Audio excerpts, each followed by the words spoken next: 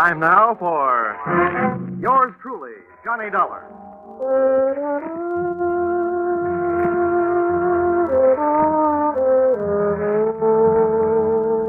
The next half hour has its baggage packed to take a trip with America's fabulous freelance insurance investigator, Johnny Dollar. At insurance investigation, he's just an expert. At making out his expense account, he's an absolute genius. Expense account submitted by Special Investigator Johnny Dollar to Frederick Kimball, General Manager, Fine Arts Insurers Incorporated, New York, New York. The following is an accounting of my expenditures in the investigation of the stolen portrait of the Duke of Massen, or who opened the season on canvasback Duke.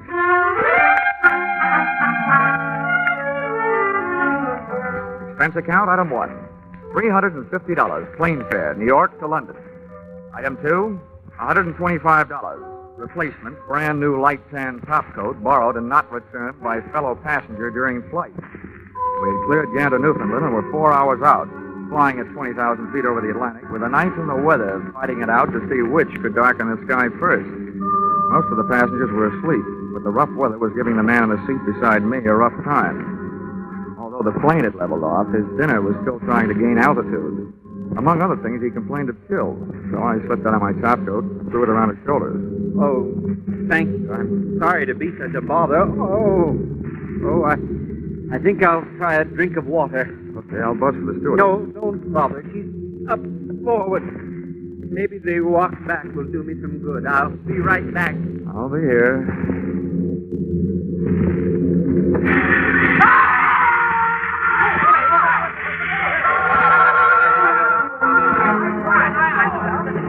My seatmate had carried his constitutional too far. He stepped out for a breath of fresh air.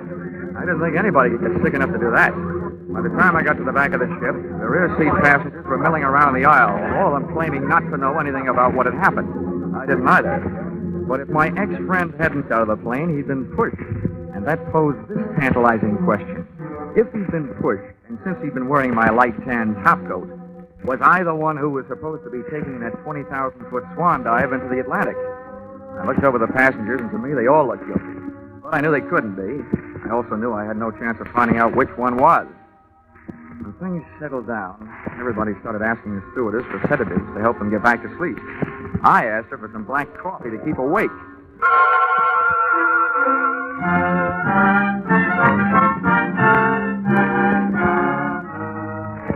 By 4 o'clock the next afternoon, I was in good health in London and in the office of your policyholder, Dexter Morley. Yes, I've been expecting you, Dollar. Your company cabled that you were coming. They're very generous of them to send you all the way over here to help. The way I have to pad my expense account to make an honest living. Don't ever accuse my clients of generosity. Oh? Oh, no. They aren't being soft-hearted benefactors. They're being hard-headed businessmen. If that painting stays lost, it'll cost them $250,000. Well, I'd better brief you from the beginning. Oh, if I yawn during your story, Morley, don't mind. I'm just sleepy. I see. Very well, I'll make it brief, Dollar. Well, during my lifetime, I've developed an overwhelming appreciation for fine painting. Unfortunately, I have not been able to develop the fortune that should go with it. As a result, I haven't only not been able to any great paintings, I've not been able to afford to travel to the museums around the world where the great masterpieces hang. I guess there must be a lot of people stuck in the same fix. Exactly, and that's what gave birth to my plan. I have organized what you might call the Masterpiece of the Month Club. Its members are 12 of the top museums and galleries in the world. This plan calls for them to rotate their most famous paintings. In other words, if the people can't afford to come to the pictures, my scheme brings the pictures to the people. A new one, every month. Oh, that's very interesting, Mr. Morley. But let's talk about the one that got away. Oh, yes, of course. I was merely outlining the background of this case to delineate my responsibility in the matter. Well, so now we know that you feel personally responsible for the loss of the painting, even though it's well insured. Mr. Dollar, no amount of money can get that picture repainted by the man who originally painted it. The artist, Waned, has been dead for more than 300 years. A real gone guy. Well, if we fail to recover Waned's masterpiece, the Duke of Massen, it would not only be a tremendous shock, but also a tremendous loss to the world of art. Further, it would ruin my reputation. The very first painting to be loaned arrives here in London from Paris 4 days ago, and the first night after I deliver it to the museum, it is stolen off their wall. Okay, Mr. Morley. So much for the story. Where's the museum? It's the New Art Gallery at Coventry. Here's the address. I won't be able to accompany you myself as I'm flying across the channel immediately to try to calm the officials in Paris, the ones who loaned the stolen painting. They've been calling incessantly. I'll phone my assistant, Miss Harding, to meet you at the main entrance in the museum at, let's say, 45 minutes. Okay. Tell her I'll be the man asleep on the step.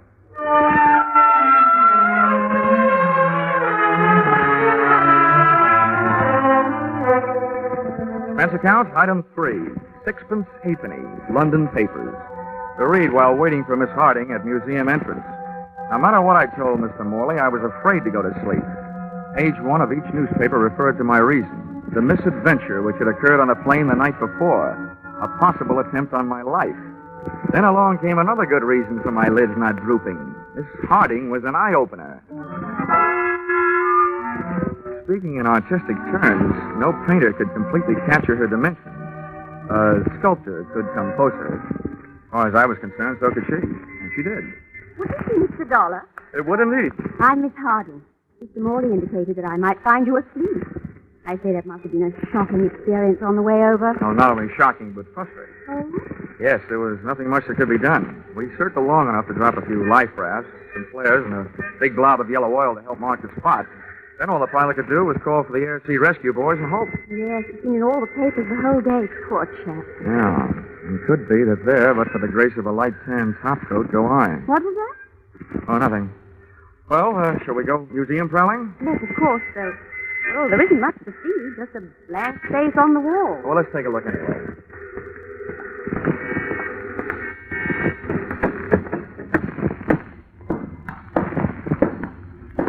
Hey, did you see a blank space on the wall? Why, yes. You mean they stole the painting frame and all? Indeed, they did. Oh. Art thieves are doing things the hard way these days. Usually they just cut the painting out of the frame, stick it under the coat, and make a getaway. Yes, Mr. Dollar, I know. But perhaps this job was done by a beginner, or perhaps the burglar was interrupted and had to make a run for it, frame and all. There are infinite possibilities. Yes, infinite. Thanks. Mr. Dollar, frankly, I think this trip here to the museum is an utter waste of time. I've gone over the whole situation with a gentleman from Scotland Yard. There isn't so much as a single fingerprint. Miss Harding, I have yet to solve the case with a fingerprint.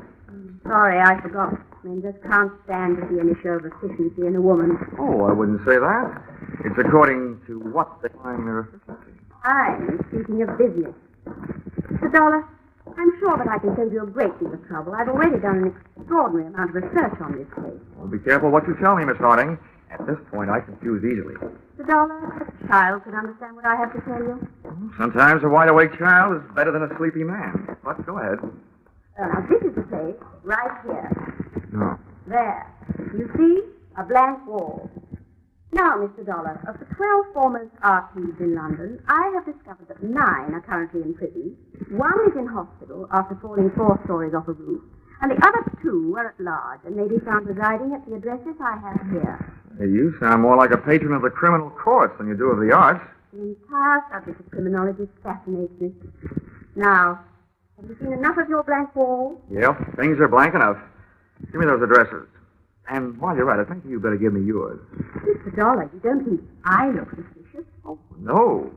Delicious.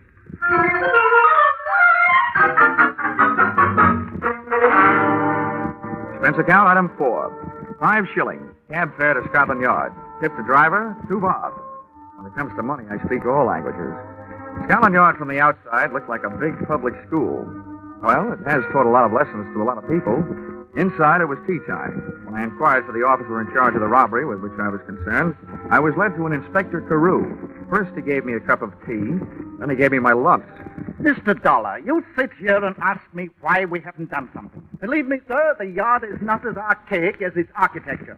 There's a simple legal procedure which must occur before we can make either an investigation or an arrest. Well? First, a complaint must be lodged by the legal owners of any stolen property. At that point, and at that point only, are we allowed to act. You mean nobody called for help? Well, naturally, when the museum discovered the painting gone, they immediately rang us up. We went to court to gather primary evidence. Unfortunately, there was none. Well, what about the owners of the painting, the museum in Paris? As yet, we've heard nothing. We expect to momentarily. Inspector, just out of curiosity, what about this girl, Miss Harding? I'd say she's Well, a jolly fine type. I mean, do you know anything about her? I say, didn't you Yanks carry off enough of our girls after the war? I'm not in the importing business. I mean, is she known to you professionally? What? You suspect her? Well, not particularly, but she did give me this list. In her opinion, this is the who's who and where they are of your city's light-fingered art lovers. Let me see it. Well, quite complete and quite accurate. Hardly the work of an amateur. Where in the world would a young lady like Miss Harding come into such information? That, Inspector Carew, is exactly what I'm driving at.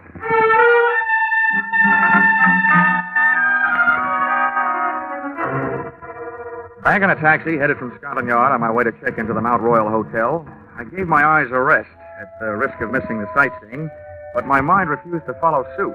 It now had 3 blank walls to stare into. The one in the museum, the one at Scotland Yard, and the most provocative of the 3 to look at, the girl who knew too much, Miss Muriel Harding. My mind also kept ruffling my nerve ends with a question. Was I supposed to be the guy who got dumped out of that plane the night before? We arrived at the Mount Royal Hotel, and I got my answer. Here we are, sir.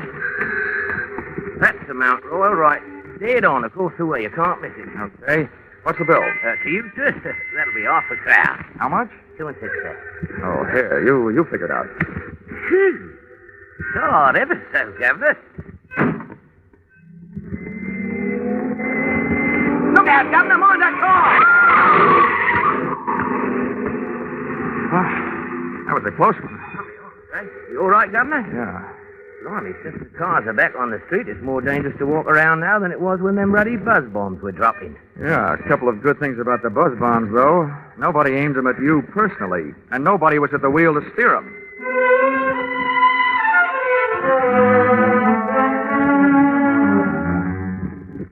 That made it official. I had been set up for a pigeon, and it was me somebody had tried to turn into a seagull during that flight across the Atlantic. Expense account item 5, £3.10 to the bellboy for services rendered. How about that? $14 for a bottle of scotch. I knocked off 40 winks. It felt like only 20. Then I grabbed a shower, shave, and a cab down Oxford Street and over to Soho. Expense account item 6, 5 shillings, the legal limit on the price of dinner in England these days. I ate in a nice place called Kettner's, dinner being a bit of chicken, 3 choices of vegetables. Brussels sprouts boiled, Brussels sprouts creamed, and Brussels sprouts roasted. For dessert, I looked at the names and addresses of Miss Harding's 2 candidates for the boys most likely to have succeeded in swiping the missing portrait of the Duke of Massen. I was in the right district for one of them. I found myself in a dark and lonely mews. That may sound good to you, but in Soho, a mews is still only a place fit for ash cans and cats. I groped my way up the stairs to the address of the number 1 boy on Miss Harding's list. On the top step, I was breathing hard. It wasn't all from the climb. I clenched my teeth, my knuckles, and knocked on the door. Then I broke roll 2, the basic instructions for the working snoop. I opened the door. That lock never went to Yale. The door of a wood-burning stove across the room was open, the flames erratically painting the walls with orange light, then erasing them back into black darkness. I finally dared to breathe. Then I saw what I was looking for, lying on a table, its edges curled upward. An oil painting of a guy with short breeches and a long face. I started forward, but something barred my foot. I stared down at the floor in front of me. First it was pitch black. Then the light from the stove flared up, and I saw that the object was what I thought it was, and hoped it wasn't. A man, wearing his head, and I don't mean his hair, parted in the middle. I rushed across the room, flipped the middle off the top of the stove to give me more light, and looked for a telephone. There was none in the room with a corpse, so I tried the door of the next room. And the door I was trying started erupting.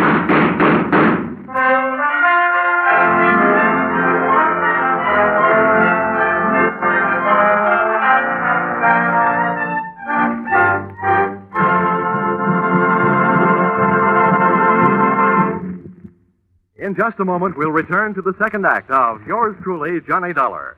And now, back to Yours Truly, Johnny Dollar.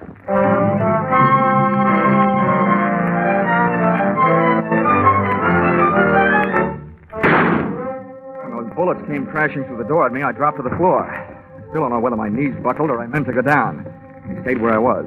But whoever it was on the other side of that door decided to take off. Out the window. I got to my feet, but by the time I kicked the door open and got to the window, I had that old Mother Hubbard feeling. The cupboard was bare.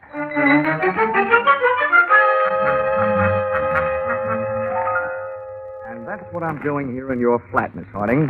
After my little adventure, the first thing I did was to call the police. And the second was to come here to call on you, the girl who steered me into that shooting gallery. Well, you needn't sound so annoyed at me. Of course, I advised you to go there, but after all, it was your duty. And you did recover the picture. And almost lost my health doing it for the third time. Really? Yes, really. First, somebody tried to make a sea-going paratrooper out of me. Then they tried to make me part of the pavement by running me down with an auto. And now tonight, somebody on the other side of a door tries to turn it into my personal copy of the Pearly Gate. That's really enough for me. Mr. Dollar, where is the painting now? At Scotland Yard. And now let's change the subject back. What's bothering me is bothering me plenty. I want to know who didn't want me to find that picture and why. Why, it seems elementary. Thank you, Dr. Watson. The thief naturally didn't want you to find it. Miss Harding, please. When I got shot at, the apparent thief was dead. Well, they do have henchmen, you know. If he was killed by an accomplice, why did the killer leave the painting? I'd have no way of knowing. Of that, I'm still not sure. Oh, really, Mr. Dollar, come off it. You hardly suspect me. I'd suspect you less if you'd stop saying that. At this point, I suspect everyone.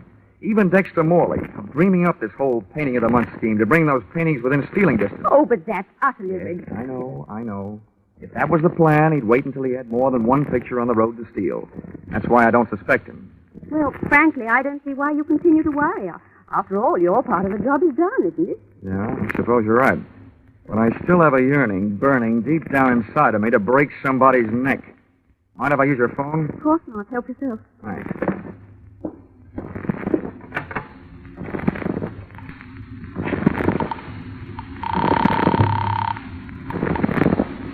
This is the transatlantic overseas operator. Hello, I want to talk to New York. Don't worry, I'll call collect. My name is Johnny Dollar. I want to place a collect call to New York. Number is Plaza 69184. Check this, please, sir. Your name is John Dollar. New York number you're calling is Plaza 69184. And the call is collect, correct?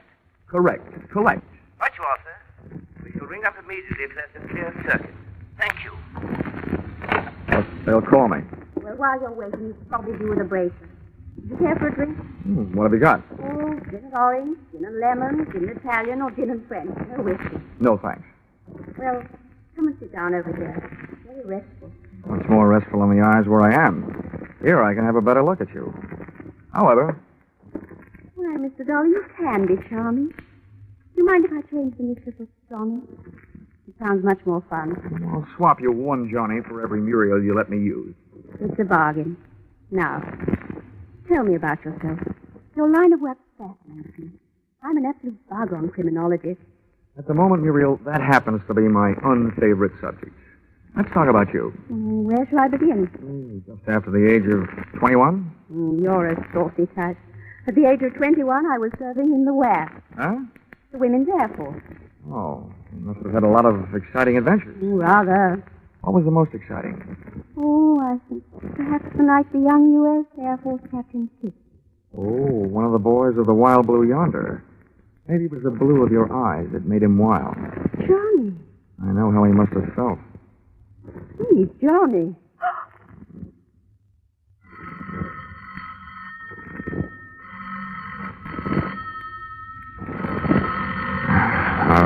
I'll be right back.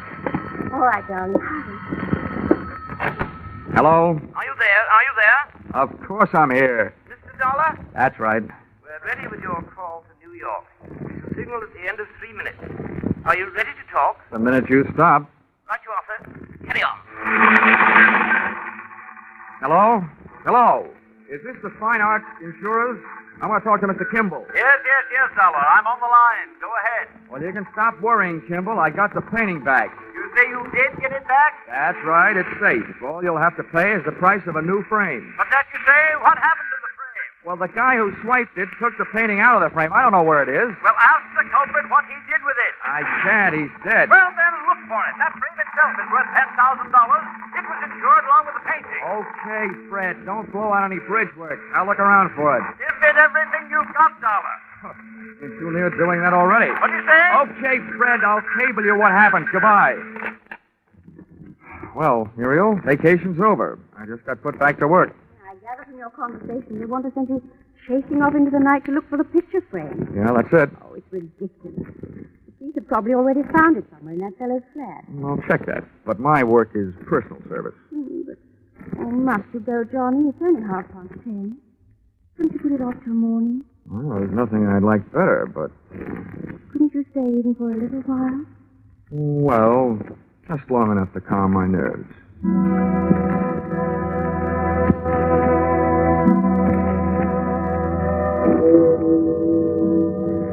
Big Ben was ringing up midnight on Time's greedy cash register when I finally cleared with a bobby guarding the back alley flat that had not so long before given up one unprecious life and one very precious painting.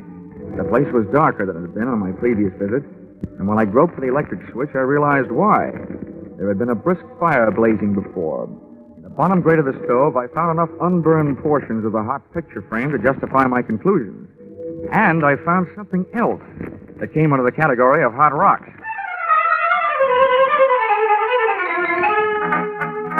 Expense account, item 7. Cab fare to the office of Dexter Morley. The front door was not only locked, it was barred. However, at the back of the building, I had better luck. A loose window down to the basement. I had broken the law, but I didn't want to break my neck, so I snapped on a light.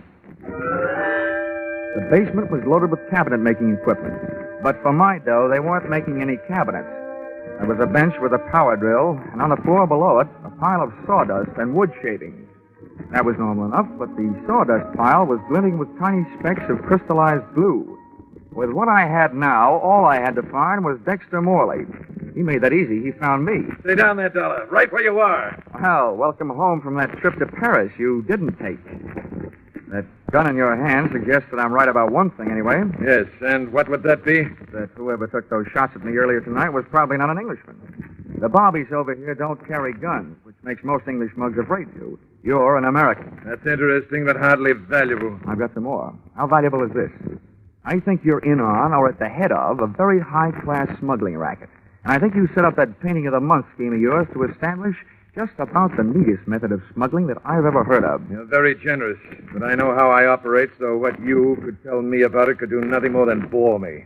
What I want from you are the diamonds. Maybe I can trade you. Some diamonds for some answers. You're in no position to bargain. Give me the diamonds or I'll shoot you and take them off you. No, wait a minute. I'd better explain my bargaining position. And I think you'll admit it's not the worst. Since you must have followed me here, you know I took a cab from the murder flat. One without a taillight, so you don't have the number. But, brother, I do. And the diamonds are jammed down behind its back seat. Now, let's bargain. Why, you... All right. What do you want to know? Just let me do the guessing, and check me if I'm wrong. You set up a chain of famous paintings which would move around the world through your branch offices.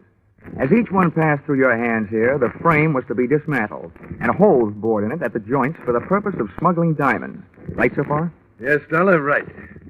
But remember, the more you are right about, the worse it is for me. So naturally, the worse it is for you. We'll take care of that later. This scheme of yours is fascinating. The stuff moves around the world in the picture frames, under official armed guard, and enjoying virtual diplomatic immunity through customs. It's great. It would have been great if it hadn't been for that heavy-handed oath. Oh, that fills in a missing link. From out of the night comes a burglar, steals your first loaded picture, shoves the frame into his stove to get rid of it. You arrive, cream him with your gun, then I arrive, interrupting you before you get what you want out of the burning frame, and then... You saw what happened to him when he resisted me, Dollar. But now you must realize that I won't hesitate a moment. It works the other way, doesn't it? You kill me, who tells you the number of that taxi? And without it, you'll never get your diamond. There are ways. Keep your hands behind you. Painful. I thought so. Your head will wear out before this gun barrel does. Now, feel more like talking? Just enough to tell you one more thing. You can tell that blonde accomplice of yours I was onto her from the start. Tony, what do you mean? What? Ow! Don't shoot back.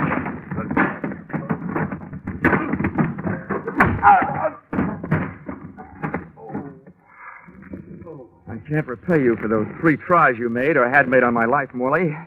But here's what it feels like being hit on the head with a gun. Yeah, rockabye booby. Muriel, look out, you'll fall. Told you. That's a very undignified way for a lady to enter a room, through a basement window. Johnny, I was only trying to help, and there you were accusing me of being his accomplice after all those nice things you said to me before. Whoa, wait a minute. Oh, I followed you. I wanted to see how you work. Oh, great. You and your criminology. At least you might have stepped in before you hit me those 2 licks. Look at my head. Oh, I'm sorry, Johnny. It's just that I love crime. Well, come on, get up. Oh. Would be a crime if Mr. Worley there woke up and I had to put him back to sleep again before the police got here. Oh, what was it all about? It was about these little black things. I've got a pocket full of them. Here, scrape one of them with your fingernail. Oh, glass. Honey, that's the kind of glass a fellow hands his girl when he wants to be engaged to marry her. Johnny, darling, you mean... Yes, I mean only that they're diamonds.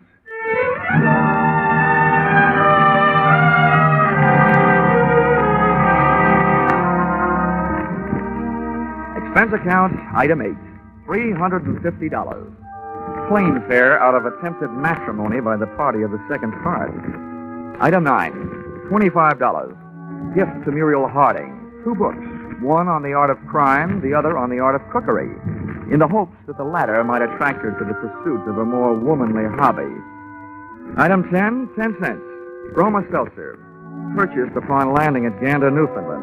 The only thing still fighting me on this case were those Brussels sprouts I had at dinner in London the night before. Expense account total, $1,563.40. If you find any slight discrepancy in this amount, in my favor, blame it on my confusion and lack of understanding of the international rate of exchange. The only thing I like to exchange at this point is my head with its 2 new lumps. Wishing you the same, yours, truly, Johnny Dollar.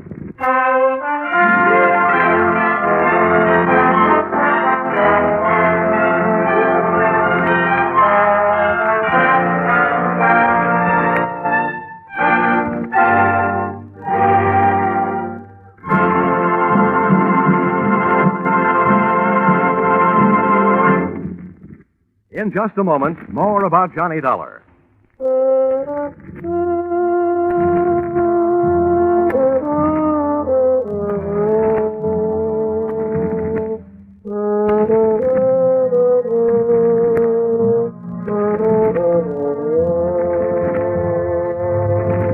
Listen in again next week when CBS brings you Yours Truly, Johnny Dollar, with Charles Russell as Johnny.